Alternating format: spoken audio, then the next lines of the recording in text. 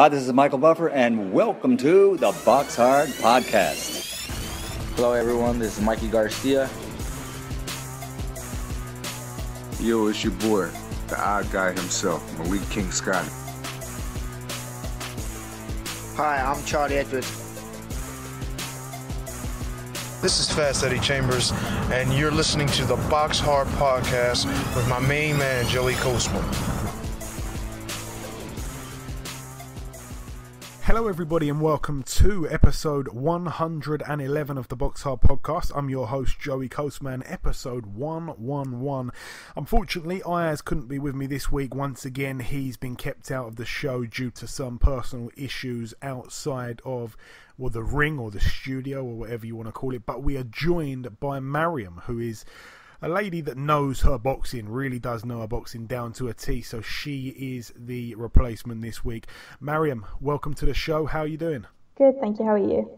Very good, very good. I am very, very good. Right, let's dive straight into part one. Part one, of course, being the review part of the show where we talk about the fights from last week. I'm going to start over in the Oberhausen in Germany. I've got no idea if I'm pronouncing that right, but I'm just going to get away with it because nobody's here to correct me, to be honest. What I will say, Ryan Hatton on the undercard got a KO in round one. I mean, Ryan Hatton now moves to 2-0. His opponent wasn't really up to much. A record of 14-22 going in with one draw. Light work there for Ryan Hatton. Looked pretty good, but I mean, you can't really take too much from that. It was what it was. Also on that bill, the main event, of course, for the vacant WBA World Heavyweight title, the regular version. This I think once upon a time belonged to Luis Ortiz, if I'm not mistaken. Anyways, Manny Char in one corner. Manuel Char 30-4 took on Alexander Ustinov 34-1. Obviously, as far as I knew, I think Frank Warren had something to do with Ustinov, and I'm not quite sure what's gone on now because I don't think he was over there for it, but Box Nation picked it up at the very last minute, so I did watch the fight. The fight was, I mean, put it this way, if somebody tied me up and and wanted information out of me and just put that on, I think I'd probably tell them everything I knew. It was a real boring fight. It really was. Very scrappy stuff from both guys. Manny Char, I don't even know how he even got in contention for fighting for a title. Ustinov touched down in round 8. He just tired after about 3-4 rounds. He really looked awful. Ustinov in some of his previous fights has looked pretty good taking guys out, but here he just looked absolutely awful. In that 8th round, by the way, it was a real peach of a left hook thrown by Manuel Char. It dropped Ustinov and it also gave him a nasty gash underneath the eye. It seemed to be like right on the cheekbone, but no, a real great left hook. Ustinov did pretty well to get up, but ultimately he lost a unanimous decision over 12 rounds. So believe it or not, Manuel Char 31-4 now inside 35 fights. He's the new regular WBA World Heavyweight Champion, so I'm sure people will be chomping at the bit to fight him. Moving over now to the Let's just take a moment to try and pronounce this. This is at the Surinari Camp Stadium in a place called Nakhon Ratchasima, which is in Thailand. One fight to mention on this bill, a guy called Chayaphon Moonsri. He's actually 48-0. Well, he was 48-0. He's now 49-0. He manages to level out or draw or tie with the Rocky Marciano record, 49-0. He's equaled that here, and he defended successfully his WBC World Minimum Weight World title. This was against a guy called Tatsuya Fukuhara, who was 19-5 with 6 draws, now 19-6 with 6 draws. A unanimous decision over 12 rounds there. Some people on Twitter I didn't actually watch the fight, but some people were saying it was quite a close fight, but I think looking at the scorecards it was quite wide. But anyway, if this guy's got any kind of chance of overtaking Mayweather's 50-0, I'm all for it. So all the very best to Chayaphon Moonsri, now 49-0. Moving over now to the Doncaster Dome in Doncaster, Yorkshire, United Kingdom. This one was a Steffi Ball promotion card. There's a couple fights to mention on this one. Curtis Woodhouse, he moved to win number 24. He's got 7 losses as well. It was a points win over 6 rounds against journeyman Lewis Van Poach, who's now 7-56 with 1 draw. On the main event here, Maxi Hughes, 17-3 with 2 draws, took on Danny Cassius Connor. Danny Cassius Connor's a man that, I think I said it on last week's show, he's been kind of chasing a big fight, just a fight of note for quite a while now, and he got it here. He's been really interacting with all types of people on Twitter. I think he's turned into a little bit of a wind-up merchant sometimes. But anyways, I wanted him to do well, but unfortunately it wasn't to be for Danny Cassius Connor. He was down early in the second round. He was also down again in the fourth round, and his corner threw in the towel in that fourth round. So a TKO there for Maxi Hughes. He's now 18-3 with 2 draws.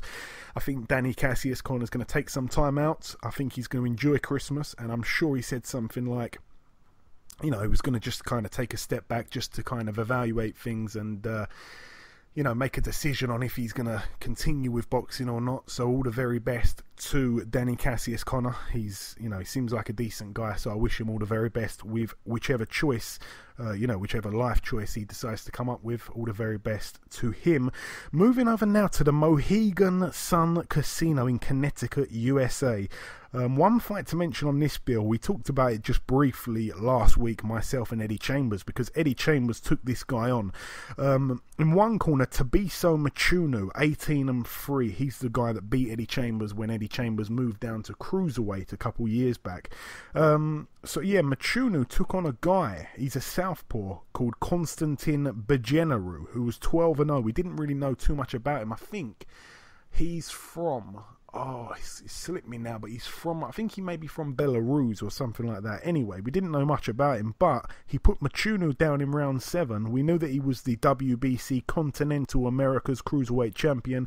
We also knew that he was the WBC International Cruiserweight Champion, but ultimately he picked up a unanimous decision over 10 rounds and defended both of his belts successfully. He's now 13-0, so that may be a name to look out for there, Konstantin Bejeneru.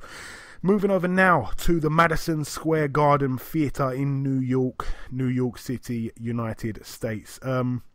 Really and truly, this was the bill of the weekend. It was shown on Sky. I think it started at 3 in the morning. We saw 3 high-level fights. I'm going to start with the Jason Sosa fight. And, on last week's show, I was saying that Yuriorkis Gamboa was, he was placed into that fight as a little bit of a late replacement. I think he maybe had about 2 to 3 weeks, somewhere in between of that. And I thought that for Jason Sosa to, readjust to somebody like Gamboa, despite Gamboa being over the hill, not looking great for a few years now, if we're being honest, I did kind of think it was going to be a little bit difficult, a little bit of a harder task than some may have thought. Yeah, and it seemed to be that. I mean, I didn't quite agree with the final scorecards, but anyway, let's talk about the records going in. Jason Sosa 20-2 with 4 draws. Yuriorkis Gamboa 27-2. Gamboa was actually down in round 7, and he also lost a point for holding in round 10 because he got really tired during the fight. The fight wasn't pretty. It was a little bit scrappy at times. I really felt... in fact, I probably would go as far to say as I actually felt Sosa got robbed. And I don't say that when things were really close and it could have gone either way. I think it was a clear win for Sosa, really. I think one of the scorecards in particular was really, really wide. It was just shocking. And actually, we predicted this fight on last week's show. I said I thought that Sosa would win on points. The listeners went with Sosa to win by knockout in the end. And Ayaz, who I don't even think really gave the fight much thought, he actually said that Gamboa would win on points, and boy oh boy, the luck strikes again for Ayaz. He ended up picking up a point there on the prediction league. But no, for me, I think that Sosa definitely won that fight, and unfortunately, where does he really go from here? I think both guys just briefly missed the weight as well, if I'm not mistaken. So really bad times there for that fight, and for Jason Sosa in particular. Gamboa kind of reignites his career a little bit. I suppose he'll probably get a big fight on the back of this undeserved win, but it is what it is. Mariam, did you manage to catch any of this fight at all, Sosa and Gamboa? If so, what did you think of it? Yeah, I watched that one. I mean, I quite like Sosa. I think he's an exciting fighter. Obviously, he's not the best fighter. He's certainly not elite in my opinion, but I think he's definitely a good fighter. He shows a lot of heart. I mean, we saw that in the Lomachenko fight. And I do think that he edged it in this one. I feel like he was more aggressive, he was more effective. And I felt like in the second half of this fight especially, you saw Gamboa kind of slow down a bit. I feel like he wasn't that effective. I mean, when you take that into account, plus the knockdown, I feel like he really had no choice but to give it to Sosa. So, to me it was, I don't want to go so far as to call it a robbery, but I think it was an unfair decision. Yeah, I tend to agree. I mean, like I say, I think he probably won the fight. If we don't even talk about the 2 10-8 rounds, because obviously there was a point taken off in the 10th and also the knockdown, I think Sosa got the better of the fight anyway. So I was pretty surprised to see a majority decision at the end of 10 rounds in favour for Gamboa there. So maybe if it was a 12-rounder, Sosa would have had a little bit more luck on his side. Also on this bill, Sullivan Barrera 20-1 took on Felix Valera 15-1. It started out as a really good fight. Both fighters were down in round 1. Sullivan Barrera's been down a few times. He touches the deck sometimes, gets up and wins. And ultimately he did this. It was a unanimous decision over 10 rounds. Valera was also deducted 1 point for low blows in round 3.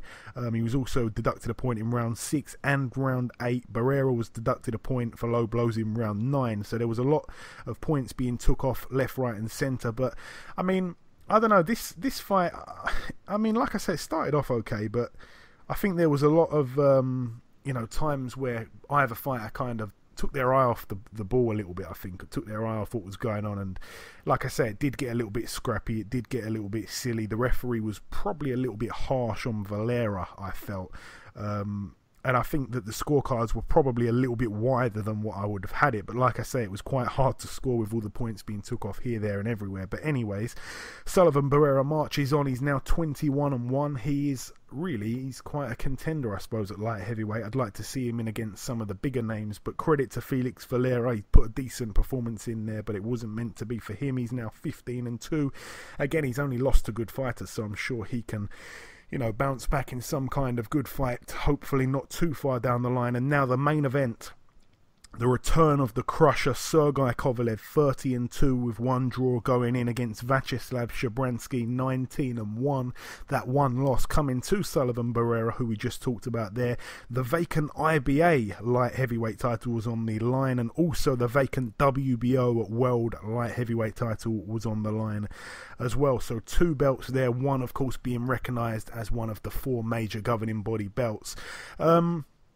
How can I talk about this? I mean, for me, I've always kind of thought that to be the man, you've got to beat the man. I think that Andre Ward, he clearly showed that he was the man until he decided to hang up the gloves. So I think I've kind of given the title back, like I don't know what you'd call it, the kind of inverted commas title, if you like, the real champion. I've kind of given that status now back to Kovalev. That may be controversial, but that's the way I see it.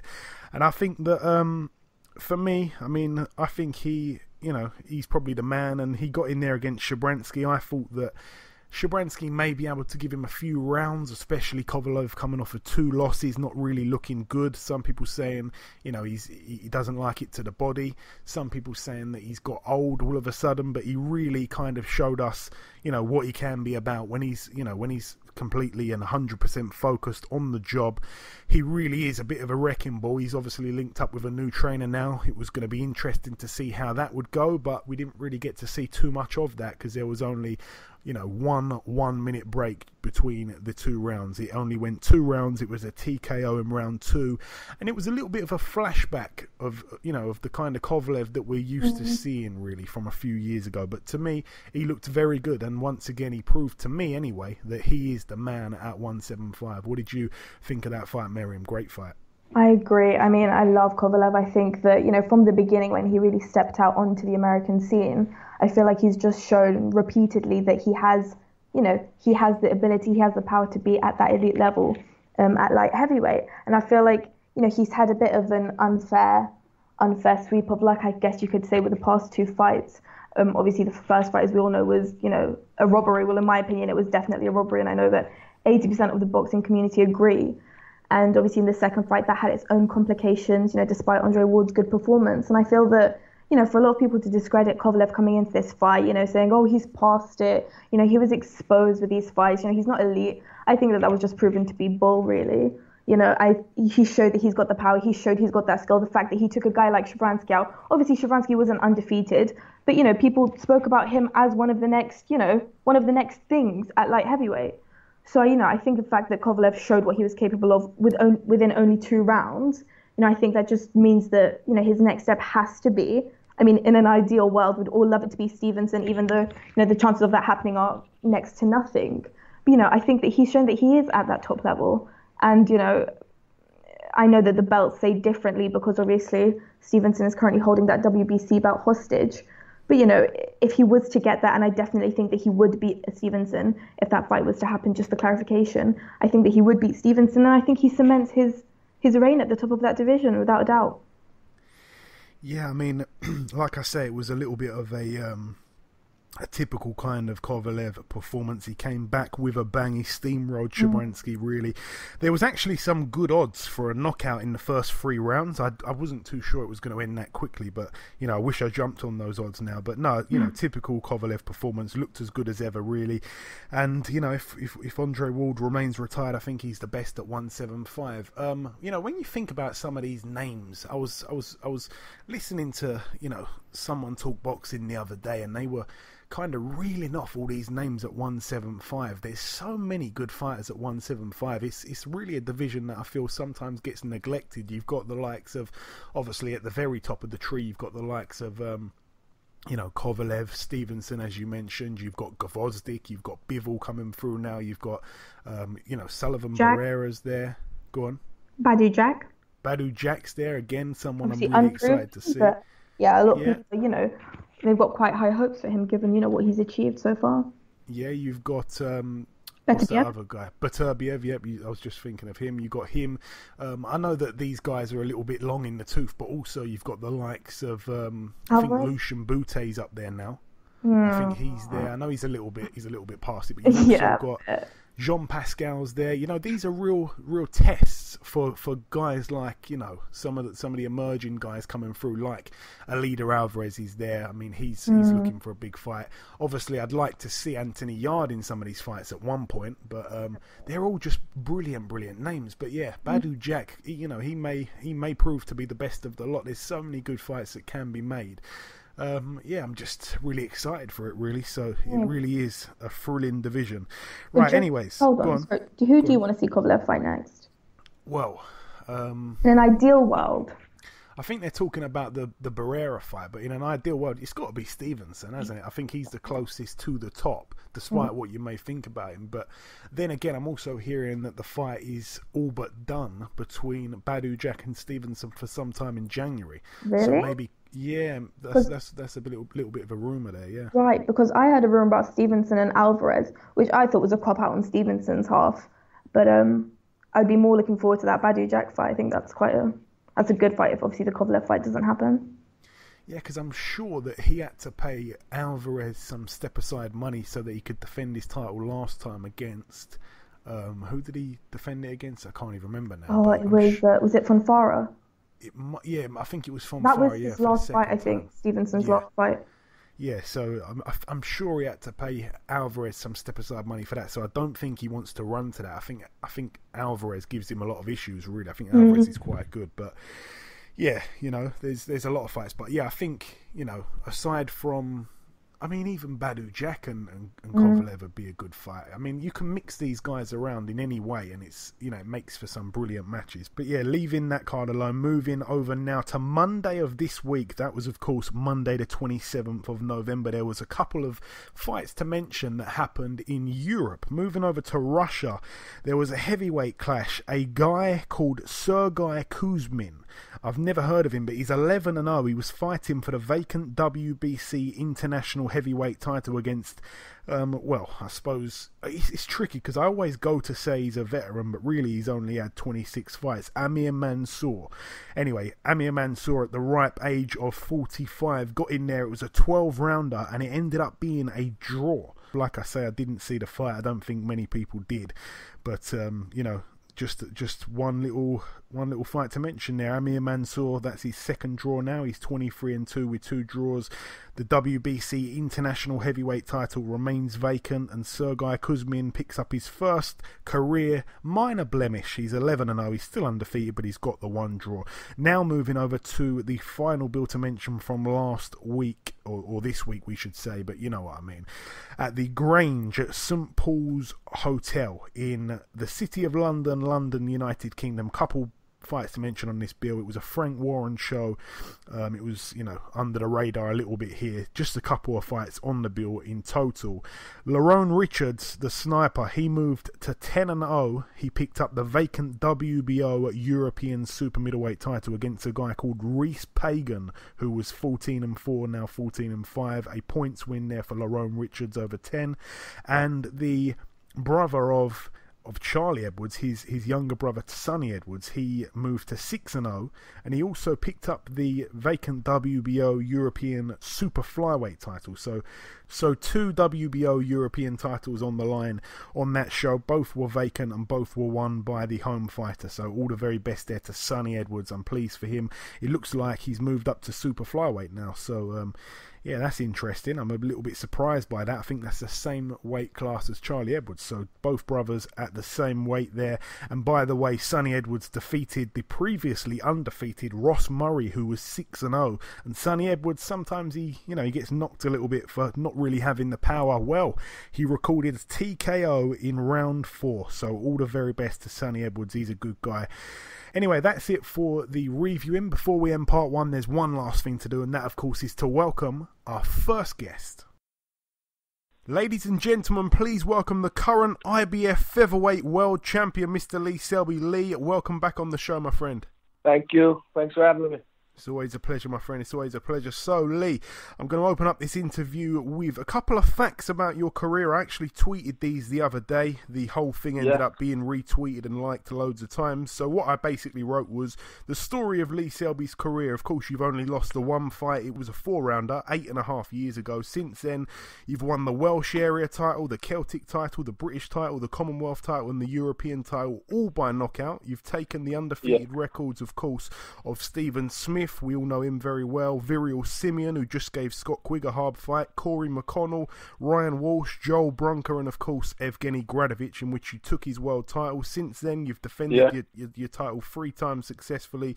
You're currently the 4th longest reigning Welsh world champion in history, just behind Joe Calzaghe, Jimmy Wilde, and Freddie Welsh. All I can say is, wow, my friend, congrats. Thank you. You missed a few out. I won the WBC International title twice as well. Beating 2 champions. They were both champions at the time, took their titles. And I also won boxing, won in 2 eliminators for the world title. Hey. So it's a pretty impressive resume for such a short amount of fights, little amount of fights.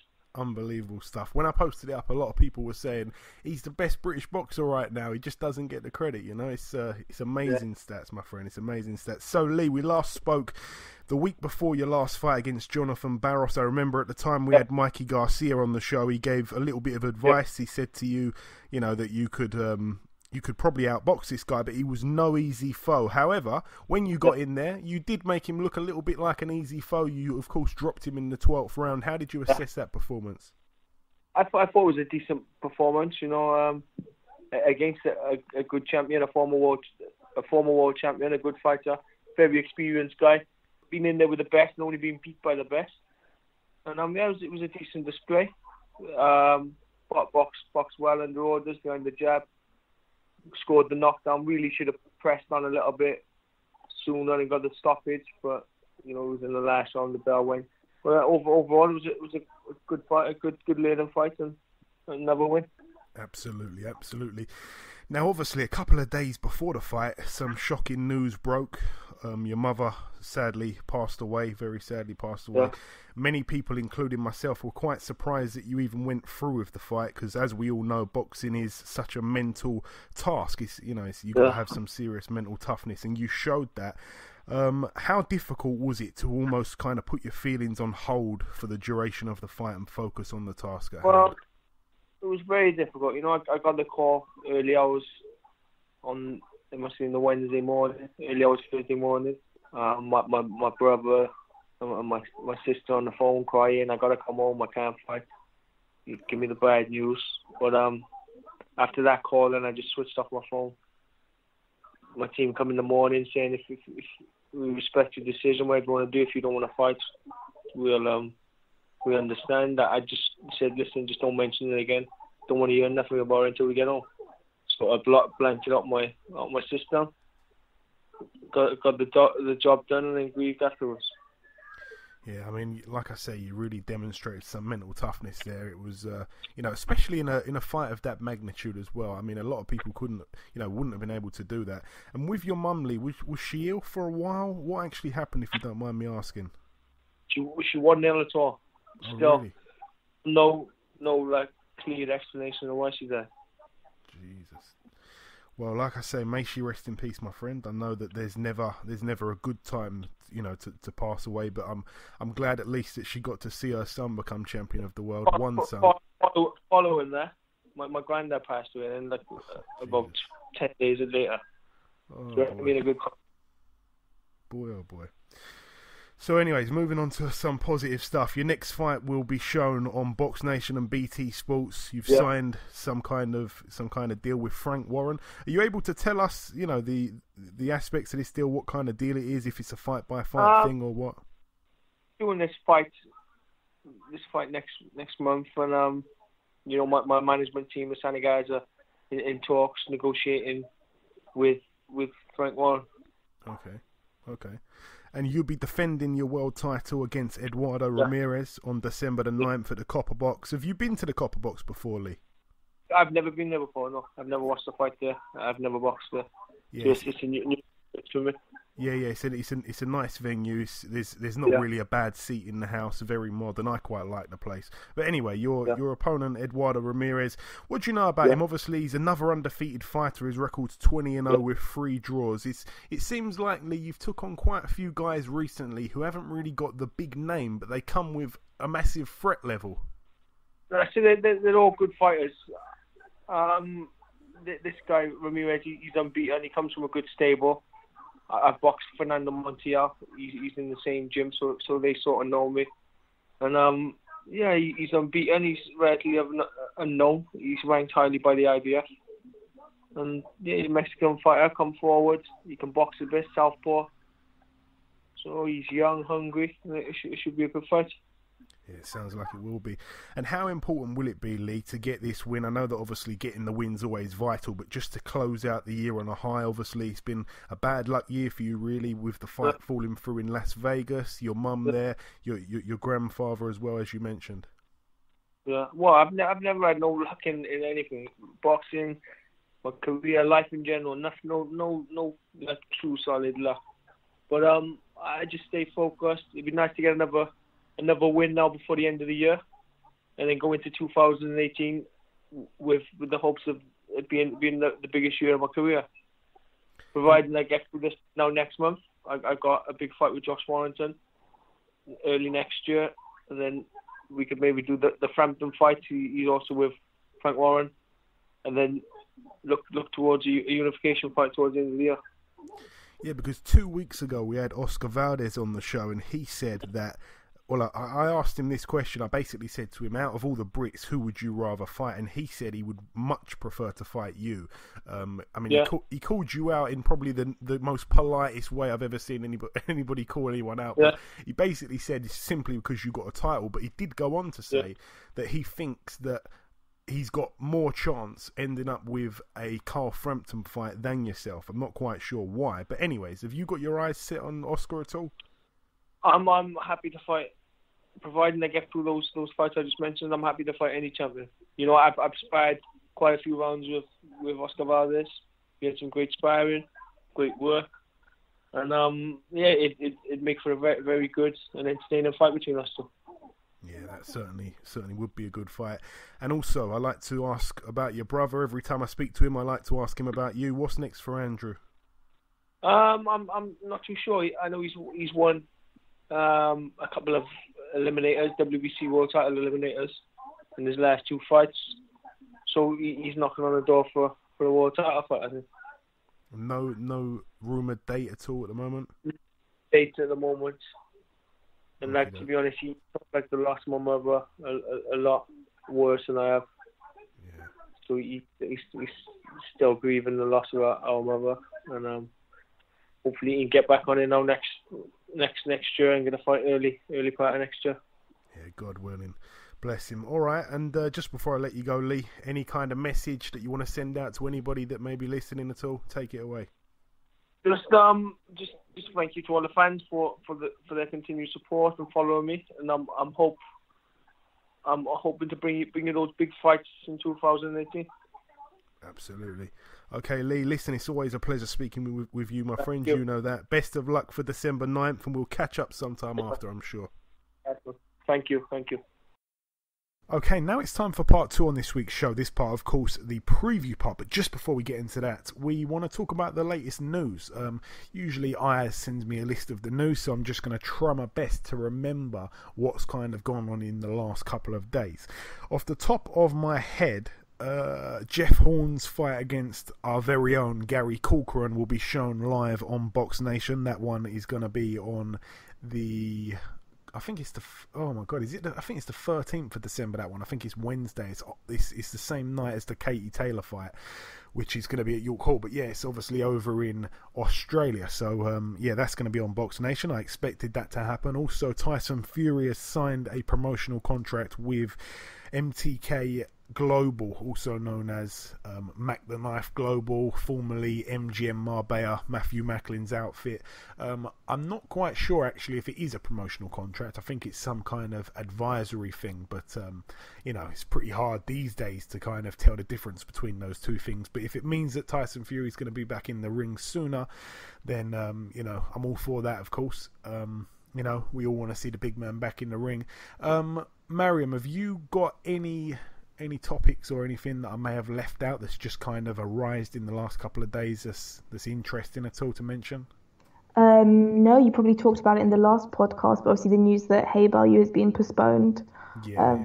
Obviously that's just a bummer for all boxing fans. But obviously the Tyson Fury news, you know, looking that he's making steps towards going back in the ring, that's obviously good boxing news for every fan out there. Yeah, that's pretty much it. Yeah, I think that really pretty much is it. I mean, when Ayaz is on, he reels off the news like, I mean, I call him the Trevor McDonald of boxing. I don't think he likes that name, but he's got it all, but I just don't. So, yeah, that's all the news. That's a little piece of news that we've got for you. Moving over now to the previewing. There's a fight later on today, which is happening at the Prince Regent Hotel in Chigwell, Essex. This is an Andy Ayling from Wham boxing show. One fight to mention on the bill, Harley Ben, he's 2-0, he's in a 4-rounder, his opponent yet to be announced. I've just thought we'd throw that out there. Of course, Harley Ben, son of Nigel Ben and half-brother to Conor Ben. Unbelievably, Conor Ben and Harley Ben are only 4 days apart. Their birthdays were only 4 days apart, and yeah, they were born 4 days apart. So Nigel Ben been a little bit naughty there, if you'd assume. Moving over now to Germany, we're going to talk about one fight on this bill which is pretty shocking, and I'm going to explain why. Ashley Theophane's in one corner, his record 40-8 with one draw. He takes on a guy called Pata Varduashvili. I am probably saying that awfully wrong, but anyway, the shocking part of this is it's a 10-rounder. It's for the vacant German international super welterweight title. I had no idea that Ashley Theophane was part German. I actually asked him on WhatsApp a couple of days ago, you know, since when have you been part German? He never got back to me. He's read it as well, so I think he might be blagging that one. But anyway, he's fighting for a piece of silverware. I'm all for that. And the man in the other corner, his record's 32-14 with 2 draws.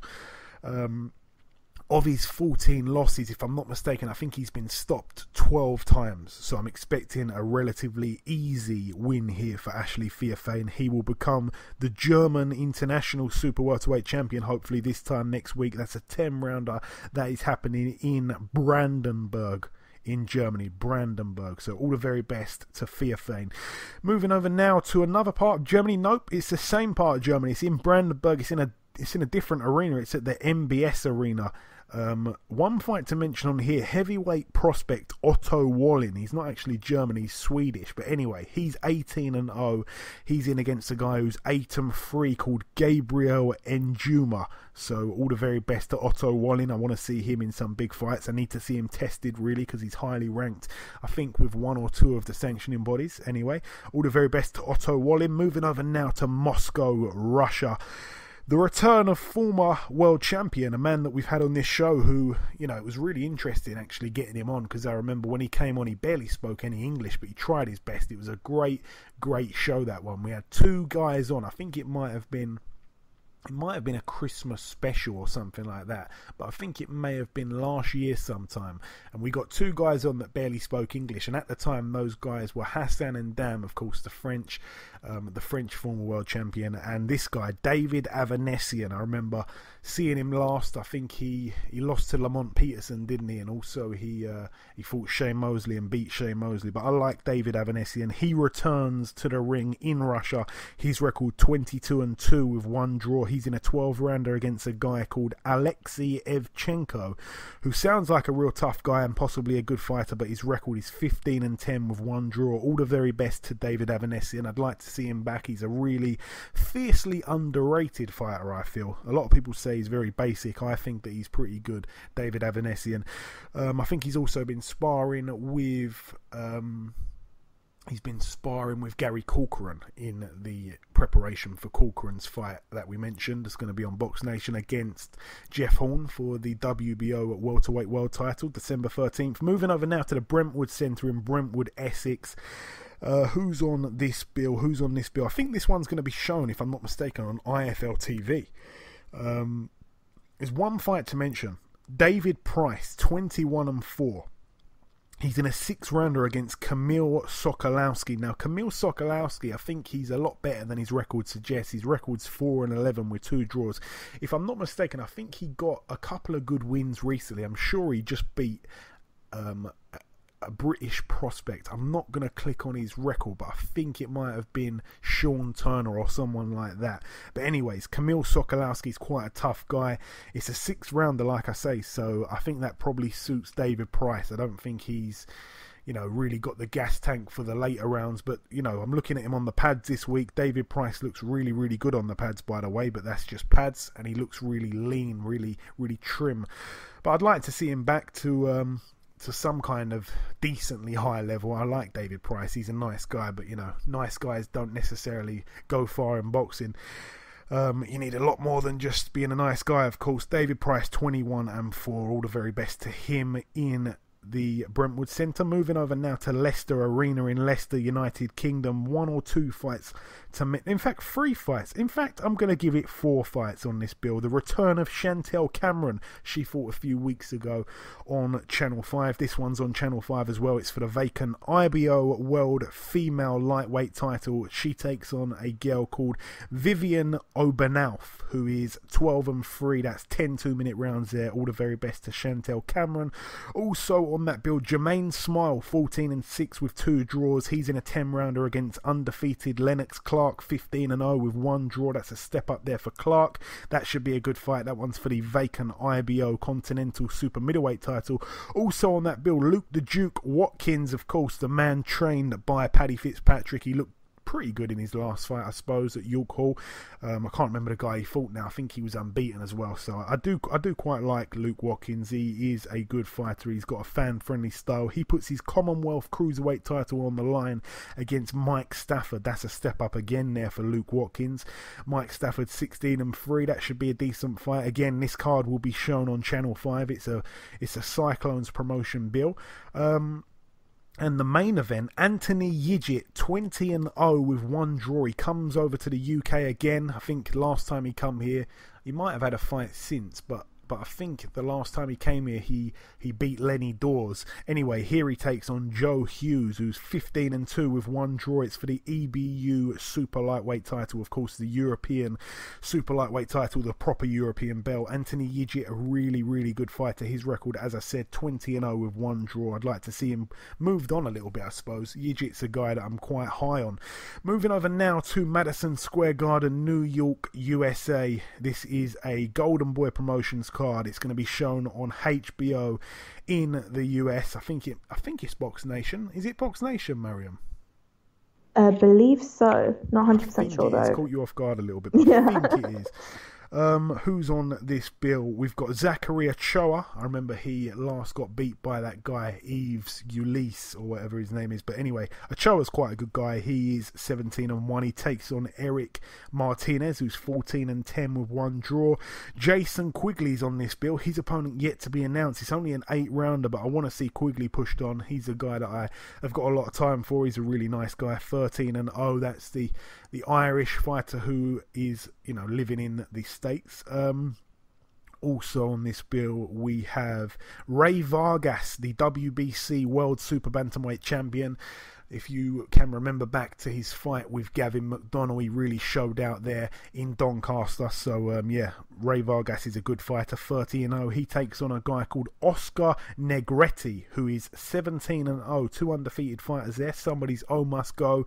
Combined record 47-0. That should be pretty good, but I don't know nothing about Negretti. I just know that Vargas is a bit of a nightmare to fight. He's very big for the weight as well. And the final fight, so we're led to believe, tops the bill here for Miguel Cotto, 41-5. He puts his WBO World Super Welterweight title on the line against Saddam Ali. Obviously, Saddam Ali's one loss, he's 25-1, but his one loss, he was stopped. I forgot who he was stopped by now. Jesse you might have Vargas. to help me out. Jesse Vargas, yeah, Jesse Vargas, not really known as a big puncher, but that was a bit of a shock upset there for Saddam Ali. And of course, Jesse Vargas since then went on to rule the world for a little bit. Saddam Ali's quite a good fighter. I mean, a lot of people are saying that. I mean, a lot of people writing him off, I suppose. One thing I know that he's obviously moving up in weight for it. Cotto's not really the biggest, 154. But I think it is a slightly closer fight than some people are saying. I think it is a slightly closer fight, in my honest opinion. Really? Yeah, I do. What's your thoughts on it? I mean, I've said this about nearly every box that we've spoken about, but Cotto is genuinely one of my favourite fighters. I've loved him since, his old school days, and it's just such a shame, I think, he's fighting Saddam Ali, and I know you think it's going to be closer than many people think, but I just think what a way to go out, What a way to go out. I know that, no one's expecting him to go and fight the Charlos at 154 or anything, but the fact that you're going to Saddam Ali, I think, is just, such a cop-out. And I hate to say that about one of my, favourite boxing heroes, but I don't see the fight panning out that greatly. I think it'll probably be, a majority decision, a unanimous decision. But, I don't see the point of it. I don't see what it proves for Cotto. What can he go out and say that, this is my last fight. I've gone there, I've beat Saddam Ali. I just can't see the logic behind it. I'm sorry. I mean, this is just a fight that I'm so passionately against. Yeah, I mean, Saddam Ali, like I say, I mean, the real jump out name on his resume, I suppose you'd have to say, is Jesse Vargas. And he was knocked out by him. Yeah, he was knocked out in round 9. Since then he's fought 3 fights. He's won them all, but I mean he hasn't really fought anybody who's like a super name. This is obviously a real step up in class.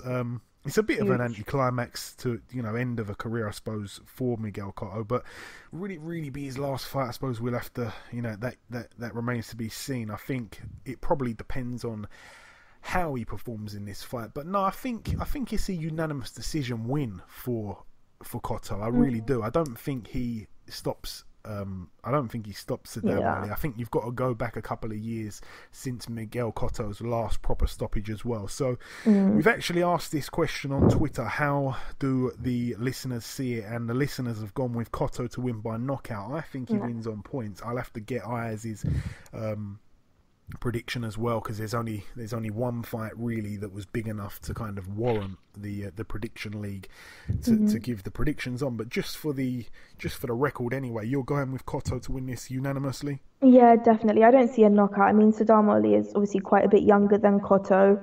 I think he'll still have the factors of speed and age on his side, but I don't see a knockout happening. It probably will just go to a decision. Yeah, 8 years between them both. But no, I think it's, if anything, it is a big chance, I suppose, for Saddam Ali to, to upset the apple cart, I suppose, and kind of put his name back in it, because I remember at one stage he was, you know, being highly touted as like the next best thing, and then when he lost that fight, he he kind of ruined it for himself. But this is his second chance. Some people don't get a second chance, but he's got it here. So yeah, I mean, hopefully it's a better fight than some people are giving it. And I think it probably will be. Hopefully it is pretty interesting. But anyway, the record's 41-5 Miguel Cotto, 25-1 Saddam Ali. All the very best to both men. May the best man win. There's not too much really to go over this weekend. The previewing has kind of gone quite quickly. And now moving over to next Wednesday, of course. And we will talk about the result on next week's show. So next Wednesday, which is Wednesday the 6th of December, it's actually happening in Dubai, in the United Arab Emirates. One fight to mention over here: former foe of Tony Bellew, Ilunga Makabu, 21-2, takes on a guy called Olan Rawaju Duradola, who's 27-4. That one's for the vacant WBC silver cruiserweight title. So both men there get a chance really to pick up a decent belt. I suppose the WBC silver titles are, it comes with a bit of a status really, that belt, to be honest. Of all the kind of regional and silver belts, that one probably is the best out of the lot. So one guy there will get the chance, well, both guys have got the chance, but one guy there will emerge the victor and will be crowned as the new champion, and hopefully will find themselves in some kind of big fight down the line at cruiserweight. Of course, with this, the World Boxing Super Series tournament going on, it's really kind of been harder really for the guys that aren't champions to get a bit of spotlight. So hopefully this sheds a bit of spotlight on one of these guys, whoever wins. All the very best to both men. And that really wraps up the previewing. We've kind of whizzed through that. Like I say, there's not too much on this week. There's not too much on just the one card really, the one big one, the Cotto fight. Will it be his last fight? Hopefully so. Anyways, that wraps up the previewing. We've done the news, we've done the reviewing, we brought you the first world champion, of course, the reigning IBF Featherweight world champion. It's now time to speak to a man that has been a world champion a couple of times. He's a fighter that some people have forgotten, but listen, he was back with a bang last week, and we will now bring in guest number 2, the former 2-weight world champion, Mr. Devon Alexander. Ladies and gentlemen, please welcome the former 2-weight world champion. He's known as Alexander the Greatest, of course, Mr. Devon Alexander. Devon, welcome to the show, my man. Thanks for having me, Joey. Hey, it's my pleasure, Devon. It's my pleasure. So, Devon, I really just want to briefly just get in our virtual time machine just to go back in time just a little bit to your amateur days. Now, I know that you had a great amateur career. I reminded myself recently you had 300 wins and just 10 losses, which is incredible. In the amateurs, I want to ask you, Devon, what is your best memory just before we move on to your professional career? Well, as far as my amateur career, my best memory will be me winning the silver. I went to my first national tournament, which was the Silver Gloves, so the National Silver Gloves tournament, and I was 10 years old, 9 or 10, most likely 10 if I'm not mistaken. But I won my first national title, and it's the best feeling in the world. And I received my first little bitty amateur belt, and I thought I was on top of the world. Nobody can tell me nothing. And I went back 4 years in a row, and I won 4 more times. So the first time I won that was the best, fondest memory I had when I was amateur.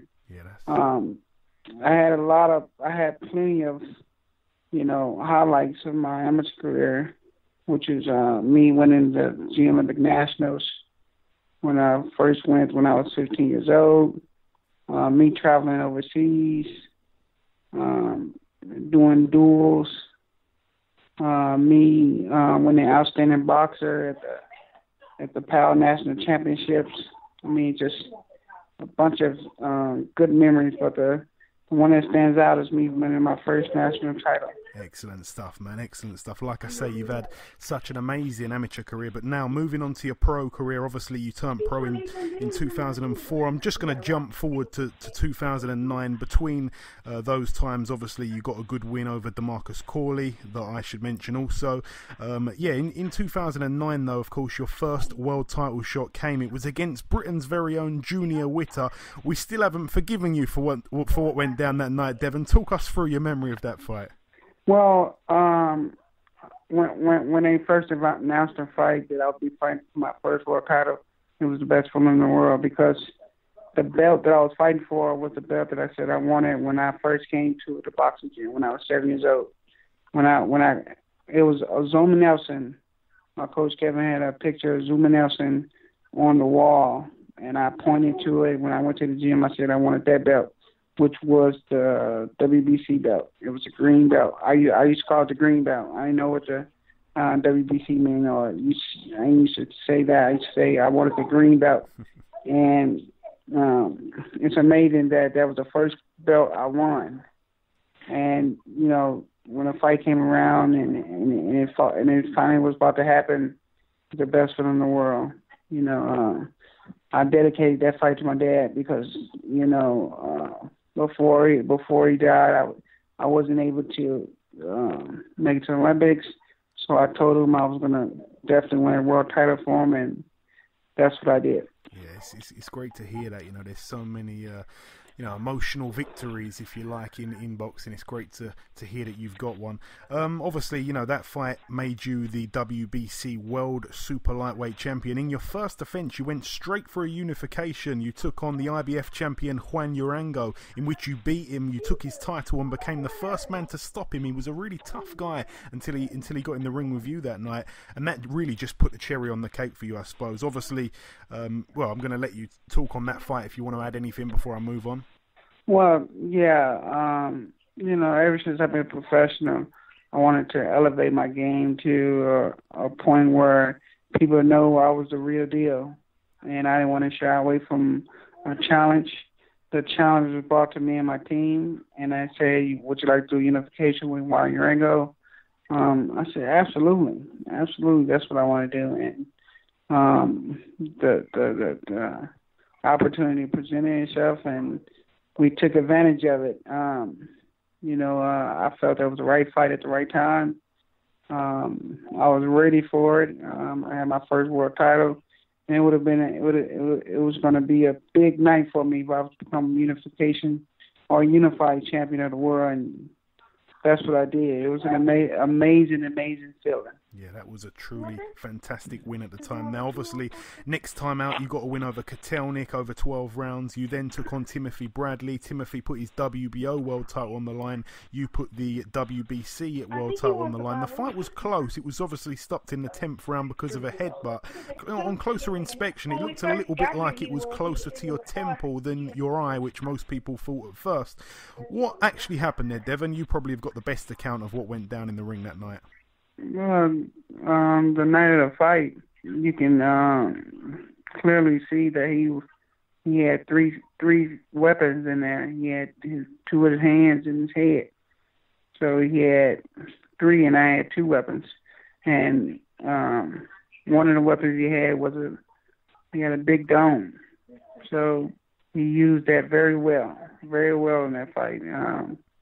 I can count at least 5 times he headbutted me, and you know that was a result of a lot of things during that fight, and you know it was just a thing that happened. You know, I really, you know, would love that rematch to get that off my name, but you know we know that it can't happen because he retired. But we all know what happened. My team know what happened, and we just, you know, look past it and try to do better. And obviously you say there, you know, that was a rematch that you would have wanted. There was a rematch clause in the contract originally, but it never actually ended up coming to fruition. What actually happened there? Why did the rematch never take place? I couldn't tell you why the rematch didn't happen, but I would have loved to have made it, but it didn't happen. So I didn't sweat about it. He wasn't too interested either. You know, he wanted to take that sloppy win and go do something else, I guess. And obviously after that you fought at 140 for the last time. You beat Lucas Matisse in that fight there, and obviously Lucas Matisse, even to this day, he's still a contender. He's still a man that can put people to sleep with just one punch, really. What a win that was for yourself at the time, Devon, as well. Well, after my first loss, people were, you know, pretty upset. People were, you know, down my skills, down my level of expertise. So I had to go out and make a statement and go out there and fight a tough guy like McGee to show them I'm still a real deal and I'm still one of the best at 140. So that's why we took that challenge. That's why we took a tougher challenge after I lost. Usually people try to take a tune-up. People want to take, a couple lesser opponents, then try to go back and fight a tough fight. But not me. I want to go right back in there and show people that I'm still here. I ain't going nowhere, and I'm still one of the best. And of course, after that, you made the move up to 147. After that, you took on another Argentinian. This time, of course, Mr. Marcos Maidana, Chino Maidana. Now, you beat him very convincingly over the distance. It was a shutout win for you that night. And just to add to that as well, nobody has ever fought Maidana and beat him without Maidana winning a single round. Even Floyd Mayweather couldn't do what you did in 2 fights with Maidana. That was a great win for you as well, Devon. Absolutely. I try to tell people that I'm a skillful fighter, and people see that when they get in the ring with me. You can tell Maidana took me lightly. He thought he was just going to come in there and just outwork me, outdo me, but that didn't happen. So that was a brilliant performance that I put on. Nobody was able to dominate Maidana like I did. Nobody. That's why I tell people I believe in my skills. When I'm 100% in the ring, nobody can beat me because my skills are impeccable. And then, of course, you took on Randall Bailey for his IBF welterweight world title. You beat him over 12 rounds unanimously. What do you remember from that fight, Devon? Another great win. So many. That fight, as you know, he's a one punch knockout artist. So we had to be smart in that fight. We had to do what we had to do. Even though the people were saying it was a lackluster fight, I had to be smart. I had to, use my street savvy. The ring savvy to, get the victory and come out there with IBF belt, and that's what I did. The fight. There's no reason to, fight dumb. You want to fight smart and do what you have to do to get the victory. And then after that, I remember you took on Britain's very own Lee Purdy. Obviously, Lee Purdy kind of jumped in a little bit of a. I think he was a bit of a late replacement. I mean, you beat the hell out of him really. After that fight, obviously, you took on Sean Porter, and that was where you lost your IBF world title unanimously over 12 rounds. Since then, of course, you've had 4 more fights now, but 3 more fights just before we get on to your latest one. Obviously, a win over Jesus Soto Carras and 2 losses, one against Amir Khan in December of 2014 and one most previously to your last fight against Aaron Martinez in October 2016, where in all due respect to Aaron Martinez and yourself, you shouldn't really be getting beat by fighters like that. I think that you know that. It didn't seem like the Devon that we know in those fights. You don't have to say that. It was your statement is absolutely correct. No way in hell. There's no way in hell I'm supposed to lose to nobody like that. Not with the skill level that I am, the ring savvy that I am. There's no way I'm supposed to lose to people like I did to Aaron Martinez. No way. And something had to be wrong. And I would love to revisit that to get that off my name as well, because people that know me knows me. That wasn't me or my best performance. So people know I'm way better than that, and I would love to get that off. And also, Devon, obviously, just sort of going back a little bit again, obviously, the loss to Sean Porter, the loss to Amir Khan. A lot of people at that point of your career thought that, you were on the slide, you were kind of over the hill, you were past your best. I don't think it was so much that. I mean, I'm going to talk about your most recent performance in a moment, but I kind of think that, I don't know, it just didn't look really like yourself.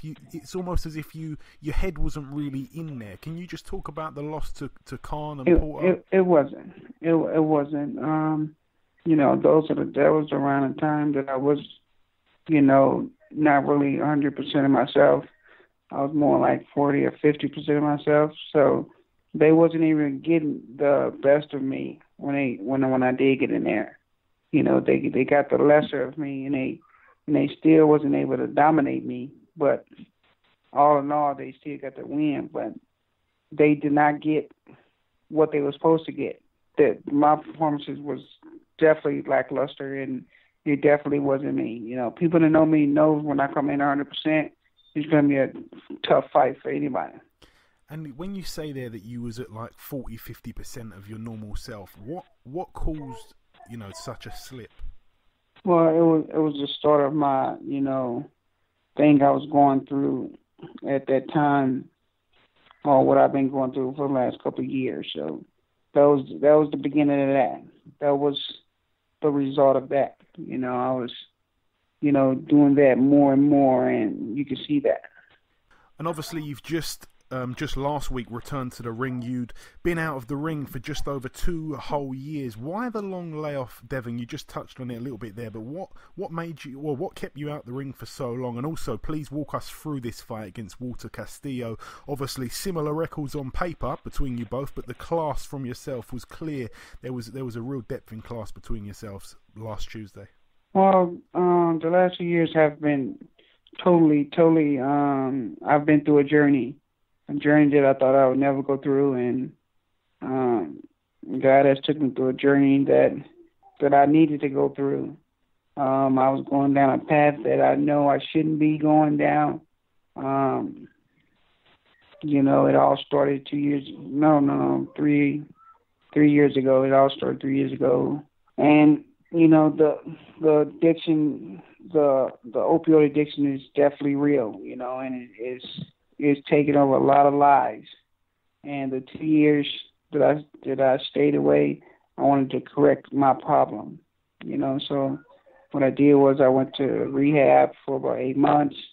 I made sure that, the reason that I was off for 2 years, I wanted to make sure when I came back that I was 100% Devon Alexander. I want that person that you guys were seeing in the ring that was not giving his all, not giving his best, not giving the fans what they deserve. So that's what took me so long. That's why I stayed away. I wanted to make sure. I wanted to be physically, mentally strong. I wanted to be right because this is my career, and I want my career to be like I want it to blossom. I don't want it to be failing, and when I come back, I want it to be fruitful. So that's what happened. That's where I was at for these last 2 years. I didn't want to come back too soon. I wanted to make sure. I wanted to be 100% sure, physically, mentally, and emotionally myself. And as you can see, Tuesday night, I was at.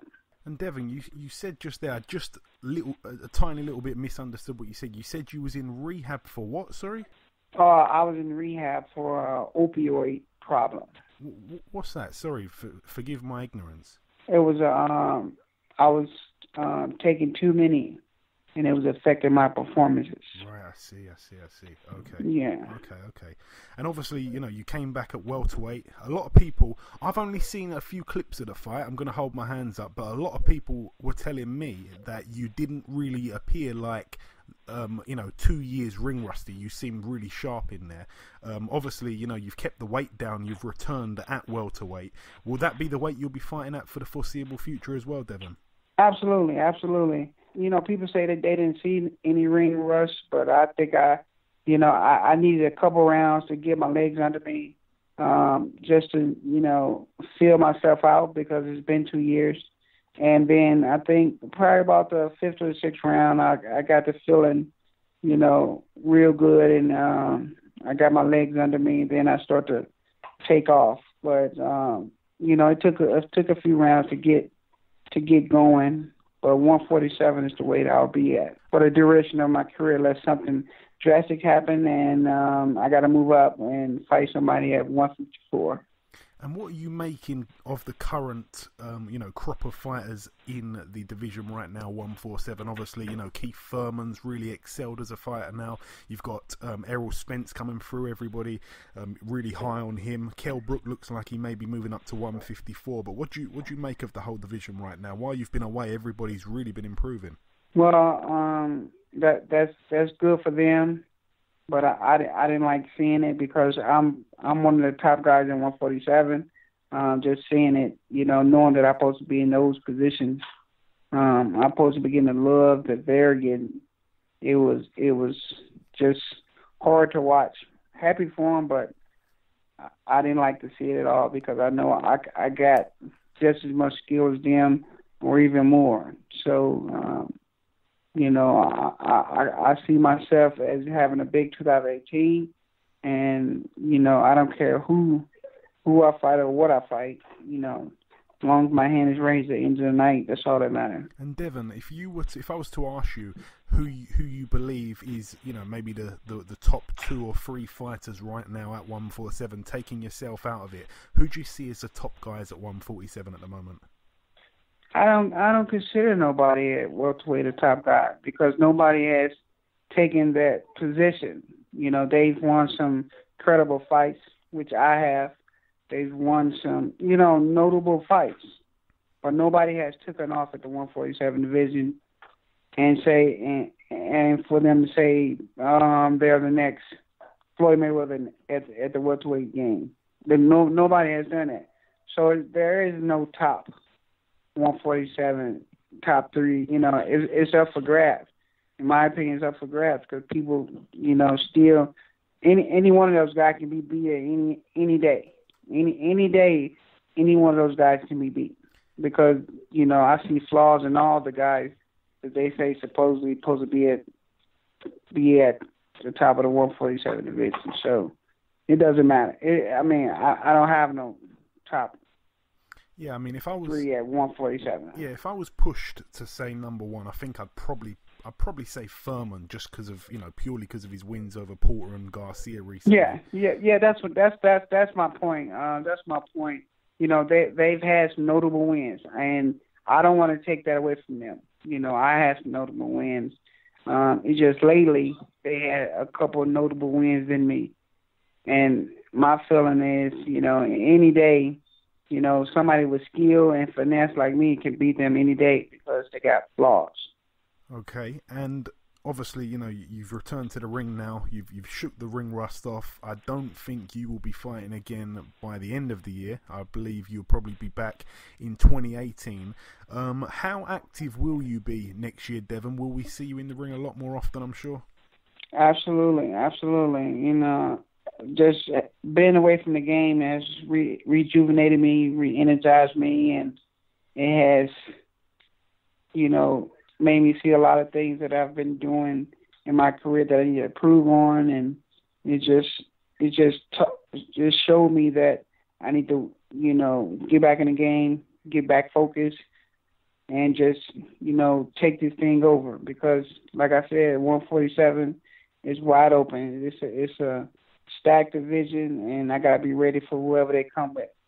I'm looking to fight again in the end of January. That's the plan. So we'll see how that goes. Okay, that was gonna be my next question. Do you know when you're next out? So it's good to hear that. So hopefully the end of January. I know that obviously you're probably gonna have a couple of, I don't want to say low-level fights, but a couple of, these fights to kind of project you back into the picture. Is there anybody, though, that you've got your eye on in the long term? Is there anybody that you'd like to fight? Is there any names that you want to throw at me that you'd like to face maybe at the back end of next year? Yeah, I would like to fight Garcia. I think that'd be a good fight for me. He's very limited. My skills will definitely give him troubles. So I would say Garcia, Thurman would be good too. Neither one of those guys can fall to softball. Just skills me, who's smart and ring savvy, and got popped. So either one of those guys would be perfect. Either one. But is Garcia the number 1 man at the moment? I wouldn't say number 1. He's just somebody if they say this is him, that'll be him. Okie dokie. And coming down to the last couple of questions now before I let you go, Devon, I want to ask you, obviously, you've had so many great moments in your career, obviously amateur and pro, the world titles, the big fights. What would you say is the best moment of your whole career so far? The best moment of my career has to be when I won my first world title. It's the best feeling in the world. It has to be it's the most significant thing that I can do as a professional is win a world title. Nobody can take that away from me. Nobody. That's in the history books. Nobody can take that away. So that has to be the most significant thing I did in my professional career. And also the sentimental thing that it brought to you as well. Again, as you said earlier, about your father, and you kept that promise. Yes, that has to be the most significant thing, because it has so many meanings to that. For all the struggles, all the blood, sweat, and tears came down to that moment. So that moment was the best of my career.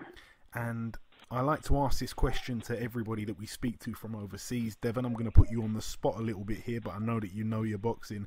Who would you say, our listeners like to know the answer to this one, who would you say is your favourite UK fighter from any era? It can be from years ago, it can be someone who's still boxing now. Who's your favourite UK fighter? I like Lennox Lewis and I like Joe Kawasaki. Yeah. I like both of those. I like both of those guys. Yeah, those are popular.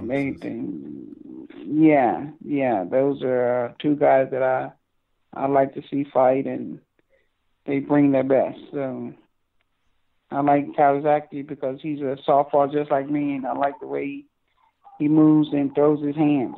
So that's just good. And Lennox, he's always been a class act guy, and I like that. Yeah, absolutely. Like I say, they're two very popular answers, two great fighters. And finally, Devon, I just want to really give you a chance to kind of say anything that you want to say just to our listeners. You may have a message for your UK fans. You may have a message about completely anything. Just take it away. Say what you like just before we let you go. Well, to all my fans, to all the people that's listening, to all my fans in the UK, to all the people overseas, I want to thank you guys for always supporting me and continue to support me. This is the next chapter of my career, and I hope you guys continue to follow it and continue to follow my journey as I embark on another world title, which I will be getting soon. Trust and believe. Absolutely. Okay, listen, Devon, thank you so much for giving us some of your time. We look forward to seeing you being much more active in the ring next year. Best of luck to you, and we will speak again very soon. Thanks, Joey. Thanks for having me on. Okay, and this wraps up episode 111 of the BoxHard Podcast. I've been your host, Joey Coastman. Mariam has been with me for the duration of the show. In case you were wondering, Devon Alexander's reason for going into rehab was because of his addiction to a painkiller called opioid, which I failed to understand a couple of times, so my bad on that. The Prediction League currently stands at myself on 14. I'm really lacking behind. Ayaz is on 16, and you, the listeners, are on 18. There's only 1 point up for grabs this weekend. It's, of course, the Cotto and our Lee fight. I'm going with Cotto on points. Ayaz has also let me know he's going with Cotto on points. You, the listeners, are going with Cotto by knockout, so best of luck to everybody involved. A big thank you to our two guests on this week's show. Another two world champions, the current IBF Featherweight King Lee Selby and the former two-weight ruler Devon Alexander. The biggest thanks of all, though, goes out to the listeners that tune in every single week. Thank you so much for that. It's really, really appreciated. Please keep following, please keep retweeting, liking, favouriting, sharing and the rest. And we'll see you all next week. Thank you so much for listening.